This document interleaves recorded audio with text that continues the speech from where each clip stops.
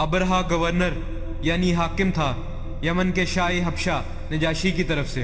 ये वो नजाशी नहीं था जिसके पास नबी सल्लल्लाहु अलैहि वसल्लम के सहाबा कराम ने हिजरत की, बल्कि उसके वालिद नजाशी ने यमन का कुछ हिस्सा फतह किया हुआ था, तो उसने अपना हाकिम भेजा हुआ था जिसका नाम अबरहा था। अबरहा नजाशी का हाकिम था यमन में, और वो देखता है कि हर साल उसके लोग शुमाल की तरफ जाते हैं। तो वो पूछता, तुम लोग कहाँ जा रहे हो? लोग कहते, हम हज पे जा रहे हैं, हम हज पे जा रहे हैं। वो कहता, क्यों, वहाँ क्या है? लोग कहते, वहाँ अल्लाह का घर काबा है। तो वो कहता, मैं तुम्हारे लिए घर बनाऊंगा जो तुम्हारे घर काबा से कहीं ज़्यादा बेहतर होगा, और तुम्हें हज के लिए यहीं आना होगा। तो वो एक बहुत बड़ा गिरजाघर यानी कलीसिया तामीर करवाता है यमन के शहर सना में, क्योंकि वो ईसाई था। तामीर करवाने के बाद वो ईसाइयों का सबसे बड़ा गिरजाघर बन गया जजीरा नमा अरब में। वो कहता था, तुम सबको यहीं आना होगा, शुमाल में काबा जाने की बजाय। वो चाहता था कि वहाँ लोगों का मेला लग जाए, बहुत सी वजूहात की बिना पर। वहाँ इबादत करने के लिए, कारोबारी वजूहात की बिना पर। अगले साल जब यमन के लोग फिर से हज करने के लिए काबा चले गए तो उसको बहुत गुस्सा आया, और गुस्से में आके उसने कसम खाई कि मैं ये घर ही ढा दूंगा, लिहाजा लोग ज़रूर मेरे घर आएंगे। उसने कहा, कोई मसला नहीं, मेरे पास एक हाथी है, एक बड़ा हाथी, हम हाथी को ले जाएंगे और अपनी फौजों के साथ आगे बढ़ेंगे। इसलिए वो अपनी फौज को जमा करता है।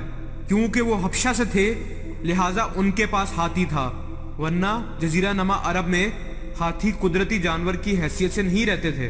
लेकिन क्योंकि वो अफ्रीका से थे लिहाजा उसके पास एक हाथी था, और वो हाथी को जंग की तरबियत देने से वाकिफ थे। और जब वो काबा की तरफ रवाना हुआ अपनी फौज के साथ, जिसमें कुछ कहते हैं तकरीबन 8 हाथी थे और कुछ कहते हैं तकरीबन 20 हाथी थे।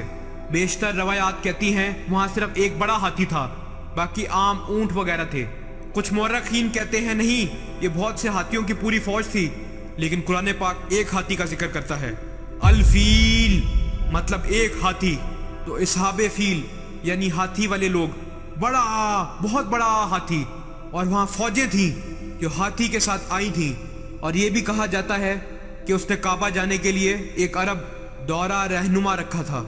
उन्होंने मक्कातुल मुकरमा की तरफ चढ़ाई शुरू की। जब वो ताइफ के करीब पहुंचे तो वो एक कासिद भेजते हैं कि जाओ सैयद यानी अहले मक्का के सरदार के पास और उन्हें कहो, हम लड़ना नहीं चाहते, हम आ रहे हैं, हम काबा को ढाएंगे और वापस लौट जाएंगे। तो अब्दुल मुत्तलिब जो कि हमारे हजूर सल्लल्लाहु अलैहि वसल्लम के दादा हैं, खाना काबा के मुतवल्ली और अहले मक्का के सरदार थे, उन तक खबर पहुंचाई गई कि वो ये करने आ रहे हैं। आपने फरमाया, ठीक है, उसे आने दो।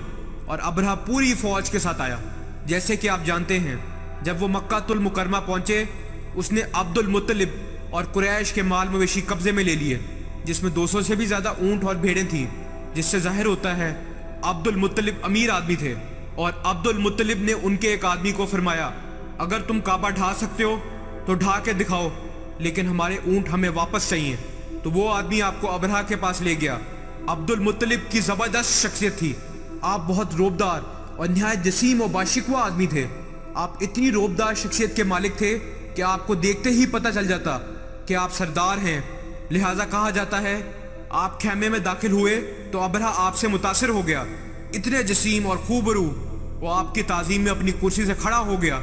वो आपसे कहता है, मुझे आपसे कोई मसला नहीं, आप बस शहर से चले जाएं और मैं आपके घर को ढा दूंगा, और मुझे तुम लोगों से कोई मसला नहीं, जाती कुछ भी नहीं है, मैं सिर्फ आपकी इबादत गाह को ढाना चाहता हूँ।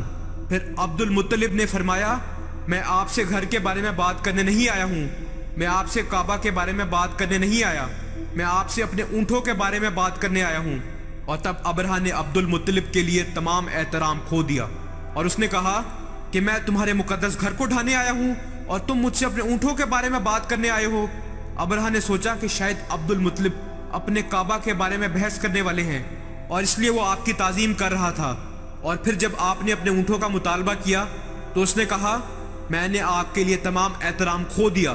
फिर अब्दुल मुत्तलिब ने ज़बरदस्त जवाब दिया जो दिल से सुनने वाला है। अब्दुल मुत्तलिब ने फरमाया, काबे के एक मालिक हैं जो इसकी हिफाजत फरमाएंगे, और ऊँटों का मालिक मैं हूँ, तो उनकी हिफाजत का जिम्मा मेरा है। अब्दुल मुत्तलिब के जवाब की वजह से अबरहा ने ऊँटों को वापस कर दिया, और फिर कुरैश ने शहर छोड़ दिया और पहाड़ों की घाटियों और चोटियों पे पनाह गुज़ीर हो गए।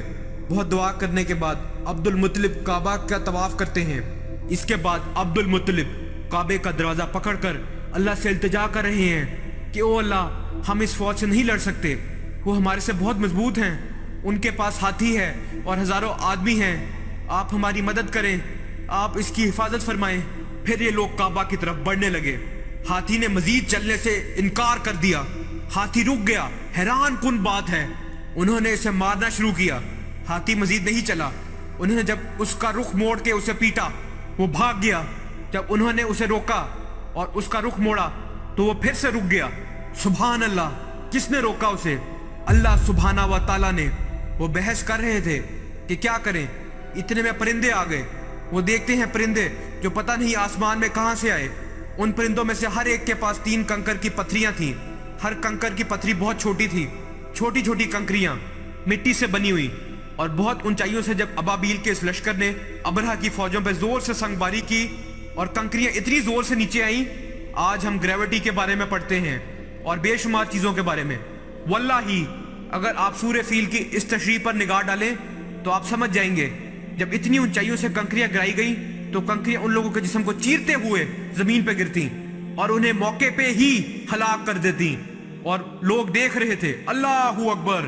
क्या अब्दुल मुत्तलिब ने कहा नहीं था कि काबे के एक मालिक हैं जो इसकी हिफाजत फरमाएंगे? तुम्हें याद रखना होगा कि उस दिन से लेके आज तक काबा की हिफाजत अल्लाह सुभाना व ताला फरमा रहे हैं। तो यह अज़ाब अल्लाह सुभाना व ताला का भेजा हुआ था।